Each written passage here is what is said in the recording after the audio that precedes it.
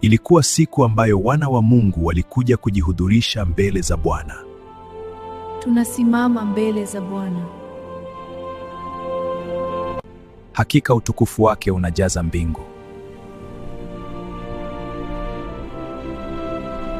Katika mkutano huo wa mbinguni, Shetani pia anajitokeza mbele ya Mungu. Ewe Shetani, watoka wapi? Nimetoka katika kuzunguka duniani. Je, umemwona mtumishi wangu Ayubu huko ulipotoka? Maana hakuna aliye kama yeye huko duniani. Mungu anamwonyesha Shetani mfano wa mtu mwadilifu duniani. Ayubu ni mtu mkamilifu na mnyofu. Mungu akiendelea kumwelezea Ayubu kwa sifa zake njema na utiifu wake mbele ya Shetani. Basi naye Shetani akaja na hoja zake